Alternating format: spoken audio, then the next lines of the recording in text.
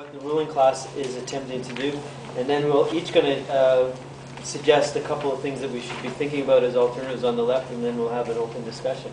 I think for thinking about what the ruling class is doing, you have to realize that what we have right now is an insolvency crisis in specific firms, an insolvency crisis. We also have a wider liquidity crisis across the financial institutions. These have then generated a wider financial crisis across wider sets of institutions, and it's now spilling over into an economic crisis. So we have these different levels. So what the states have been attempting to do is address these specific components. To address the insolvency crisis, they've been trying to amalgamate financial firms. The typical thing that Adam pointed out, concentration and centralization of capital. Sometimes it's been state-directed, sometimes just forcing mergers, as occurred with the Lehman Brothers, for example. Sometimes they're bringing these into the state as well to deal with an insolvency crisis. That is, specifically nationalizing some companies, such as Fannie Mae and Freddie Mac. So we have a set of responses that deal with an insolvency crisis in particular terms. The liquidity crisis is dealing with the wider problems within the overall financial system and the credit markets seizing up. Okay? The credit markets seizing up. So essentially when that occurs is the central banks try to find ways to get liquidity going.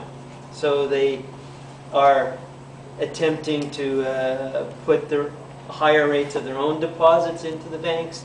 They're giving banks cheaper access to money. They're increasing quite radically the money supply or the capacity of the banks to create additional money.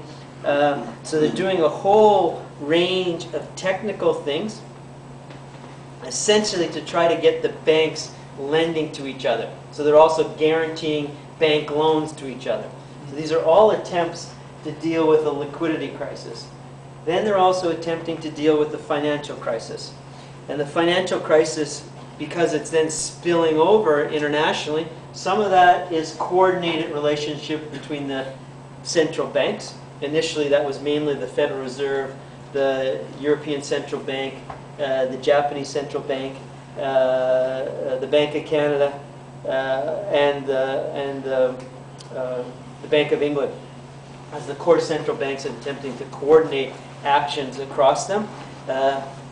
This has been various ways of the banks saying they're going to guarantee all deposits in the institutions. So in other words, to bank up, so to stop people pulling out their liability, that would sit on bank sheets as liabilities, their deposits, whether those are individuals or firms that have lent short-term money to banks. They're also engaged in taking on into the state, and this is something especially the U.S. is doing in its $700 billion rescue package, taking on the so-called bad assets and bringing them into the public sector, and then trying to find a way to deal with them, whether it's trying to sell them again or whether they'll be permanently socialized and so on. They're also lending really long to the banks, that is, giving them long-term money, right? That is, government bonds of really long duration. In other words, expanding the capital base so that the banks can then invest, right, shorter, because they have secure, longer-term capital base. They're also now, and there's been something that's being done in Europe as well, they're specifically taking preferred equity positions, but without voting rights. This is a way to inject capital directly into the banks. Okay? Directly into the banks to improve their capital base for them to loan. Okay? So again, dealing with the general financial crisis. Then they also have a component dealing with the economic crisis. That is the worry that this is now spilling over into seizing up investment. Right? So investment is stopping and unemployment is going to start expanding. This is various questions. This is partly has two components.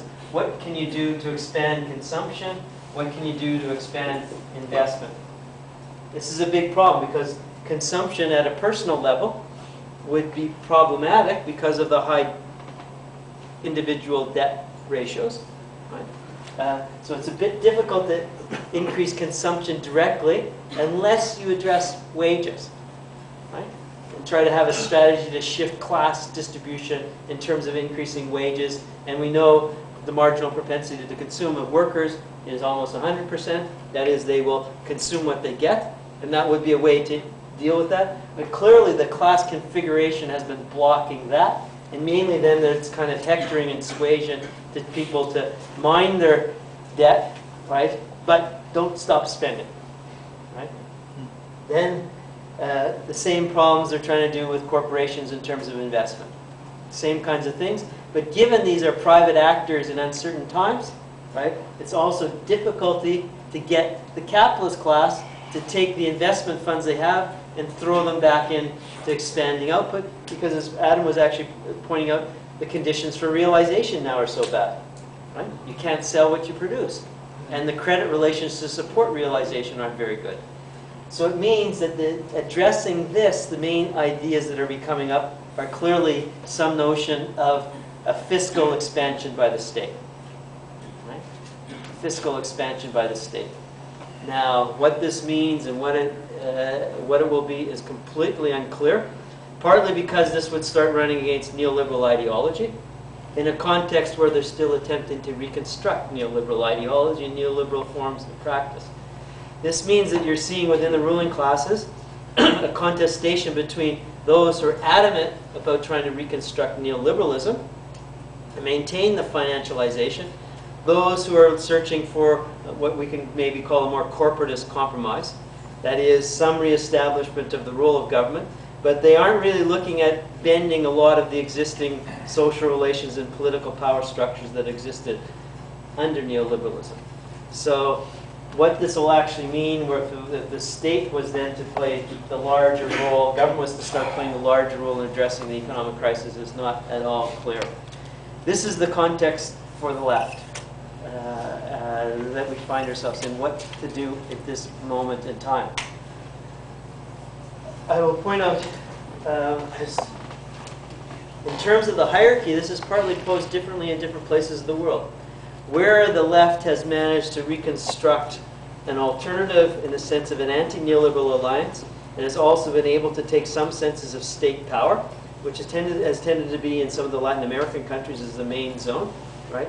There's an attempt clearly to try to use those states to pull out, right? To pull out and arbitrate differently their relationship to the rest of the world market. Now, the capacity to do this, given that these are middle-income countries or low-income countries, the capacity to do that is very difficult, particularly when partly they've been riding the commodity bubble upward, and so their internal resources to kind of finance this project is becoming increasingly constrained. Right? So then you're going to depend much more on your internal political resources, and hopefully you can convert that into better economic resources. But clearly, this will be difficult. And that's where those revolutions are at a very difficult point in time, not just politically now, but this will push economically. And we know history, you know, the point in time where you're trying to develop alternatives in this context are difficult, politically and economically. As we know what happened in some of the history of revolutions coming out of kind of the moments of deep economic crisis. A few of the other cases further down are just being whipped along by whatever is occurring elsewhere. Now, there is one difference, and that is the relative power of the East Asian countries in this context. And whether they, because of the way that they have been funding this structure through these imbalances, whether they can provide an alternative anchor to the rest of the world that would allow a differentiated outcome, or they just provide an anchor to help reconstruct it on American terms. In other words, remake the entente that they've had over the last 30 years under neoliberalism. In any case, they will be able to, because of the relative surpluses that they're in, the different financial, they will be able to arbitrate their position differently. And maybe they will politically come to form a creditors cartel against the situation in the US and to some extent in Europe. It's then a question of what do they do with it. whether it's to differentiate their own development, whether it's to differentiate a wider set of alternatives across the world market, or whether it's to form a new entente with the American capitalist classes, as has been the case for the last 50 years, and particularly under the period of neoliberalism. Then the question we have is particularly where the lefts are only beginning to regroup and beginning to struggle, what do we begin to put forward as alternatives around this question? For myself, I think the two immediate things I think should be on the table as practical measures that can lead to wider struggles is, personally, I think pensions is a big area where we have a strong labor movement in Canada. We have had good fights around pensions. There's a huge range of issues around pensions and the consequences of this for working class people that are very important. I think that's one area that we can start making struggles in our unions. It has a base within our unions to begin a fight back around the financial crisis. And it can connect easily with reconstructing the public sector as a demand as part of that. That is, it can be connected to turning the Canada Pension Plan back to what it was, a long-term investment by which we take care of each other and as we get older, and as a way that we finance longer-term development projects for all of us as well, building hospitals, bridges, and so on and so forth, so it becomes an anchor to the reconstruction out of this crisis. So I think it's an area where we have political bite and something as an alternative to push. The second area, I think, is a wider political demand. Personally, I think it's important in this context and should have some grip, is related to taxation of financial transactions. Some of these connected to attack. But there is no question at this point in time we should have some leverage in being able to put forward positions of taxation on financial transactions when so much of the general public sector is being used to pay for financial messes. So I think for me those are the two areas I think have grasp and immediacy that we can begin key struggles on in this country, and I think they're things that have cachet actually in most countries of the world because of the way neoliberalism has attacked pensions and the general demands in many parts of the world for financial transaction taxation. Tom or Adam, do you want to kick it? Sure. So yeah, Greg asked two things for left to do. And in my context, my response to this is kind of coming out of my research, which is more in developing countries, specifically Mexico and Turkey. And my study, I look at state-owned banks. So obviously a very sort of pertinent issue right now. So when I think of where an option that looking forward left to kind of press forward and make some real changes, there's really some local aspects to it. But one of them is that they move forward towards the collective control of large state-owned banks, potentially state-owned, but other than private-oriented banks. So the capturing more or less of what we were talking about, the circuit of money, is having some control over the beginning of that, having some control over money, and having some control over the direction. So what that means is changing the political orientation of that money. So rather than having a bank that's oriented towards oriented toward profit, that you politically capture those institutions and reorient the money towards more social development, infrastructure, stable loans, mortgages for people to get affordable houses, these sorts of things. Now this means micro solutions, these sorts of things that the left sort of grabbed onto are not going to be the solution to these problems. They're more or less band-aid ones. What this means is pushing forward the need for constitutional guarantees towards alternative forms of ownership. State ownership alone will not guarantee a socially progressive orientation of the money. It means redistributive measures within those banks, so orienting the money towards social development. And it means trying to figure out some form of alternative ownership, not necessarily state or private, but social collective ownership that orients the money. I think there's different possibilities for this in different countries. So Turkey has a long history and continued ownership of state-owned banks, as do some European banks, agriculture banks, things like that. But the way they're organized is towards profit orientation. So those need to be recaptured and reoriented, and that's a political process. And yeah, I think really that's sort of, I would focus on sort of capturing banks in large ways as a sort of alternative for the left and move forward. Adam? Okay. I think, firstly, I think it's important to make the point that I don't think the term financial crisis is the right way to capture what is going on. That this is, yes, it is obviously a crisis in the financial sphere at this point, but underlying it is the question of production of value, a long-term contradictions within capitalism and the circuit of capital that we kind of began with. So I think that if we are seriously, if we're going to look at, this is, in my mind, is actually much more serious than bubbles bursting. That the reasons for these bubbles bursting are underlined by something that actually, or problems that capitalism has been trying to alleviate since the post-war period, and has kind of dealt with these problems through the building of debt and bubbles as an outgrowth of this. So I think we need to understand that more in terms of how we approach the question and see this as a much more fundamental crisis. I do think because of the depth of the crisis that is already starting to happen, but I really am convinced will happen in a much more serious way in terms of what they call the real economy. You know, people losing their jobs, people losing housing, etc., on scales that we haven't seen before in the advanced capitalist countries.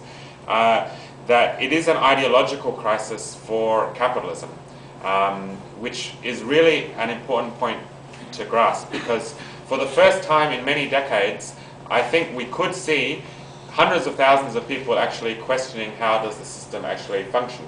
Already Alan Greenspan has an ideological crisis of sorts, which is, you know, if that's the case, then you know, ordinary people are also going to see that kind of crisis. So I think as an opportunity for the left, people, when they have an ideological crisis, they go in different ways. They question the system, but they can go in many different directions in terms of how they respond to it. So we need to seize that opportunity to go and talk to people, popularize explanations, not in the way, you know, that we've talked about it today, but in a very kind of, you know, just laying out in a very straightforward way what does it mean and what are the possible alternatives. I think we have an opportunity to go and do this at a much wider scale than we normally are normally faced with. I think that there will be fightbacks around this inevitably, and one of the ways that capital will respond to this is through attacks on migration or immigrants and poor people in the advanced capitalist core on one hand. So I think those kind of fightbacks are actually going to be quite central, and also in the third world. You know, Greg and Tom talked about offloading this into the third world, that the struggles, that is also like an important part of the crisis, and making sure that any labour responses see this as a question of global solidarity, not just national responses to the crisis. So I think the final kind of general point, and here I would say that we shouldn't put forward, I don't think we should be in the business of trying to find ways of capitalism to save itself, and kind of, because I don't think we can put forward those solutions, but you know, you see a lot of people on the left saying, well, we just need better regulation here, or tinkering with the system there. I think this is an opportunity to talk about more fundamental changes to the system, and particularly, like socialism, I think. Exactly. And part of that is when people talk about nationalization, I don't like the way that people talk about the banks being nationalized, because I think we have to say, when we talk about nationalization, we have to talk about democratic control, and this is not what's happening. Like the banks, as Tom pointed out, you know, they're not being given over to the control of the workers. People. Yeah. They're actually just being, you know, the government's taking investment in this bank without even having any kind of shareholder position in many cases. And then if this passes, they'll just sell them back to the private, or give them back to the private sector. So to talk about socialism and democratic control of production, and in ways that actually address the crisis. But I think this is an opportunity to do that. Yeah. I think we have 3 different responses that are complementary but slightly different, so we've opened up space for everybody else to chip in and add their position. So I'll start with different people who haven't spoken too much yet. Richard? The two of the crucial sides of neoliberalism and its entrance into crisis. One side of it is clearly how it was linked to financialization, which allowed the expansion that occurred, which allowed the reorganization of corporate relations, government relations, social relations, as a fundamental aspect of the last 25 or 30 years. And not just in the advanced capitalist core, but also globally, by drawing new sectors into capitalist production, new zones into capitalist production that were on the margins or had pulled out by varying degrees out. The other side of it was, of course, is that neoliberalism, as successful as that project was, with its own contradictions that we're now living through, the other successful component of it was this organization of the working classes and alternative visions, alternative party structures, and so on. That was part of the left's own making. And the left has to be accountable for that, and should be. And people should be harshly and positively, for what you can, reflecting on its own history. I would put that in 2 senses, of both the more radical left, the communist left, but also the social democratic left, which has been part and parcel of neoliberalism and this financialization process, which nowhere put up an obstacle to it. And I think we have to take responsibility not only to understand what occurred, but our responsibility for our past and come to terms with it. I think this is not specific to North America or the advanced capitalist core, but is a world phenomenon. The sad part about the left right now in Canada in relationship to this crisis and to that question, we have fallen behind rather than leading. And we're not even moving in the right direction anymore.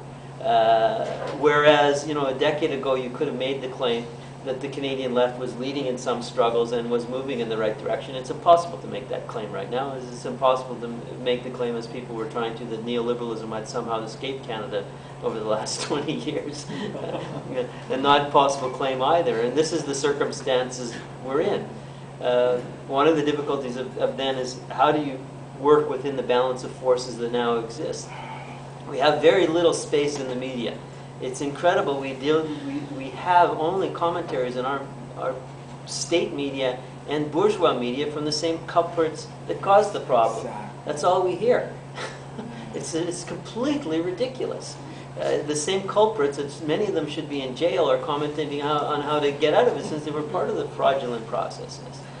So it is an example of how isolated we are and how big the challenge is in that sense, which is also why I don't think in this point we can be isolated from the wider sphere of progressive forces, even when some of those forces supported these financializations, such as the NDP. And the unions, for the most part, to their benefit, always opposed it. To be fair to the union struggles in Canada, the unions, for the most part in Canada, a little bit an odd union here, an aspect here related to pensions, but for the most part, the central unions and the main unions completely and systematically opposed neoliberalism, in particular financialization, to its credit. The NDP did not.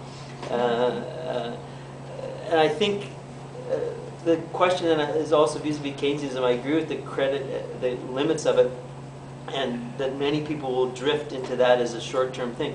I think some of the things that Keynesianism puts forward, 2 of the particular aspects would be quite positive.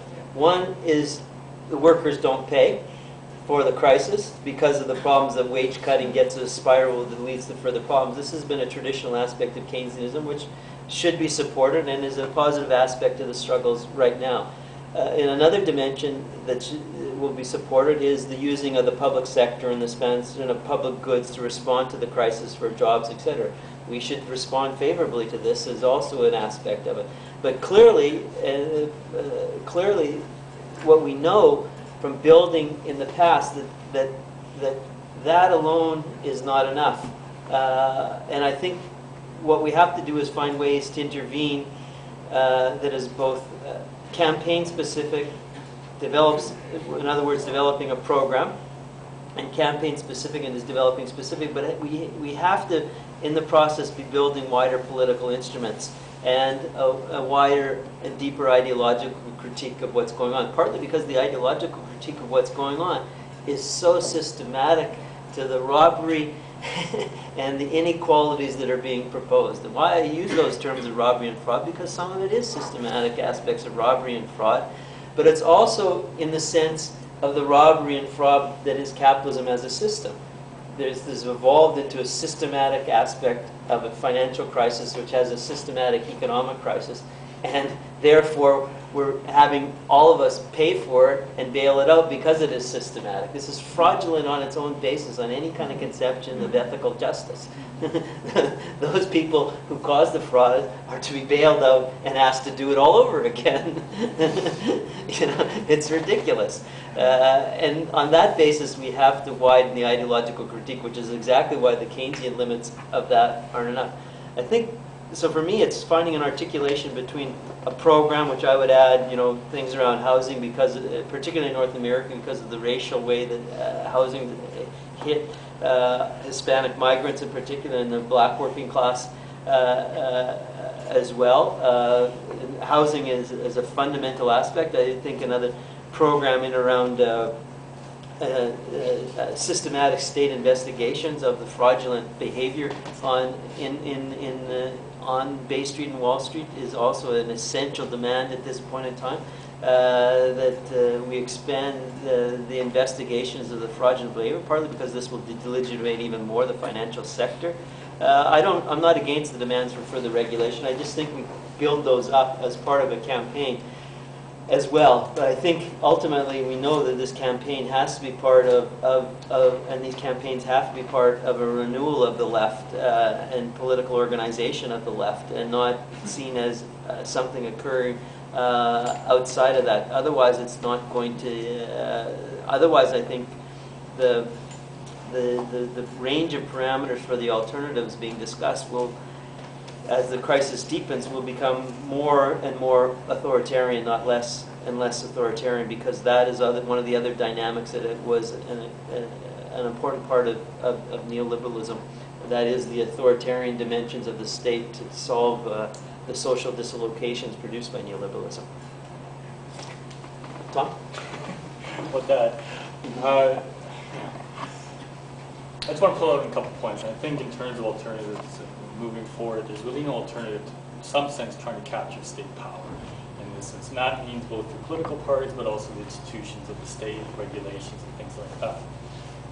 One of my fears, and when I'm reading through this, and particularly looking at it from this perspective more of the South, is that neoliberalism has built the capacity to some extent, and has been for the last 10 or 15 years through the World Bank, to respond to this in some sense ideologically through the merging over the last 15, 20 years of the more orthodox neoliberal program of complete free market, the Greenspan of the world, and the more intervention in institutional aspects of Keynesian theory. And this is sort of merged into the World Bank bodies of new institutional economics. And it's coming out, this is the response that's coming out right now. So you see that in the blaming of the crisis in the fault of the regulators. So you see a neoliberal critique. It's a problem with the government, it's a problem with regulation to some extent. But you're also seeing, for the first time, and not for the first time, but you're seeing, reading through The Economist, that citing Karl Marx, these problem of financial socialization, and it's all bullshit, right? Like, they're pushing towards more regulation. They're looking for an ideological solution to this crisis. And I think this is a huge challenge for the left. How do you sort of separate out the Greenspans, the more far-right neoliberal program, which is becoming delegitimized quickly. But they have the tools and the capacities to some extent. We're not sure where it's going to go, but to respond to this. So how does the left sort of critique that and move forward? And I think obviously we're doing that. But there's a very clear problem of being co-opted into that and saying better institutions, better policy, as Adam was talking about, can potentially solve this crisis. And it will if the working class is willing to accept the costs of the crisis through increased social programs, through increased service fees, these sorts of things. So the point being is that it's not going to happen just through NGOs or small-time organizations. It's going to take capturing the state to some extent, and the institutions of the state, which is a long, long process. And you can't just erase 30 years of ideological manipulation of it for, the sense that the sort of idea of competitiveness, self-reliance, individualism. That win or lose, you're on your own, more or less. And these are hard. These are ideological battles that have social and material roots. So, yeah, that's sort of my take on it. So, in terms of like a very concrete thing, why don't we try and train a group of people who can popularize what is happening in the global economy at a very straightforward way, and spend some time doing this training, and then going out to community centers, churches, mosques, wherever it might be, and just talking to people, libraries, and just holding small workshops about what is going on. There are some really good people in the city who have the skills of being able to popularize stuff, and that we train each other. And it's not just the organized left that does it. We bring in activist groups in the city and also try and do it that way. Because in one way, we are in a fortunate situation in one way, in that the situation in Canada hasn't actually hit at the level of that looks to be going in. We actually have a little bit of lead in time. We're not responding immediately to crisis, which to some extent the left in the US is, with foreclosures and the immediate, people are being literally evicted from their homes. So that's one suggestion, I think. On the question of possible demands and ways out, or things to campaign around, I agree with Art around the need of transitional kinds of demands. I think, for example, this crisis allows us to say, well, they have the resources, to do this. In the last month, they've spent around $1 trillion or so. The Canadian GDP in 2007 was 1.4 trillion or something. So, they've basically spent the value of goods and services in Canada over the last month or two, and they can find the money to do that in the US. Why don't we, that money, that resource should be used for what is fulfilling people's needs. So, for example, free education. There's no reason why we can't be calling for free education. Free public transit, in terms of being able to link environmental demands with quality of life demands, etc., economic demands. I think actually calling for the decommodification of things such as transport, health, education, housing is actually an opportunity where we can break with the system, point to the fact that the resources are there, and the fact that they were the ones that caused the crisis, and we are not the ones that should be made to pay for it. I do think those demands we can make them, and they will find a hearing at this point. Good. So I think we're done. I'd like to thank Adam and Tom for participating, and myself. Okay.